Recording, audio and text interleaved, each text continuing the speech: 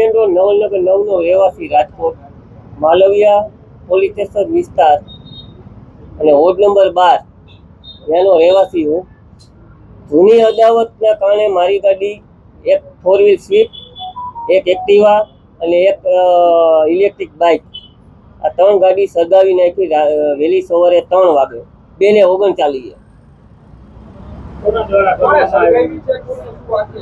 ઈ પેંડાબેન જી સાગરીત રહી, જે વિદ્યાનગર ઉપર હમણાં 2 મહિના પહેલા જે બનાવ બન્યો એનો સાગરીતજી ફરાર હતા 3 વ્યક્તિ, એમાંથી આ વ્યક્તિ અમને એવું જાણવા મળ્યું કે આ વ્યક્તિ એમાંથી છે.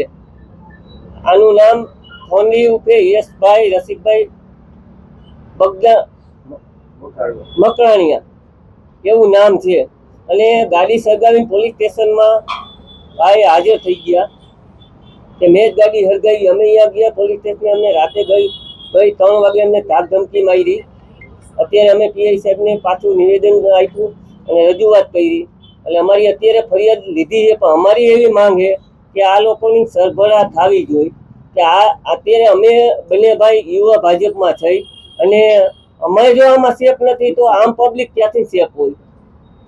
અને આ ગુજસી કોર્ટમાં, આ ગુજસી કલમમાં બધે ફરાર છે, તો એમાં આ વ્યક્તિ એમાં તો અમારી એવી માંગે સીપી સાહેબને અને ડીવાયએસપી સાહેબને, ભાંગણવા સાહેબને કે અમને આમાં યોગ્ય તપાસ થાય, યોગ્ય આની ઉપર કાર્યવાહી થાય, ગુજસી કોર્ટ લાગે એવું અમે નિવેદન આપી. જૂની અદાવત 2024માં મોવડી મેન રોડ નવલનગર 9 ના છેડે મુરલીધર ચોકમાં આ લોકો ખુલ્લેઆમ આવારા તત્વો દારૂ પીતા, દુકાનો બંધ કરાવી દેતા. એટલે અમે એને કીધું કે ભાઈ આ તમે અહીંયા રહેવા દો, અમારા મકાને તમે બેફામ દારૂ ખુલ્લેઆમ પીઓ હો અહીંયા ચોકમાં, મુરલીધર ચોકમાં, તમે અહીંયા આ રહેવા દો. આ કહેવાથી એની ઉશ્કેરાઈ ગયો એટલે બોલાચાલી અમારે થઈ. પછી તે દિવસે રાતે અમારે 2024માં અમારી ગાડી ઉપર પથ્થરમારો કર્યો તો, જે આ ગાડી અત્યારે હાલમાં સળગાવી એની ઉપર બરાબર. તો અમે તે સમયે અરજી કરેલી આ ઉપર, પછી એ લોકોએ ખાર રાખી હમણાં 10 દિવસ પહેલા પાછી માથાકૂટ મારી સાથે કરી. એમાં મારી ઉપર એ લોકોને મેં કાંઈ કર્યું નથી, પણ એ જે ગોકુલધામ મેન રોડ છે અહીંયા એ પોતે ગાડીમાંથી વેચની માણસ છે, ડ્રગ્સી અને બધી એમડી ને ગાંજો ને એવું બધું વેચે છે. એ પોતે ગાડીમાંથી પડી ગયો, 10 પોતા ખાઈ ગયો, મારી ઉપર ખોટી સિવિલમાં ફરિયાદ દાખલ કરી હતી.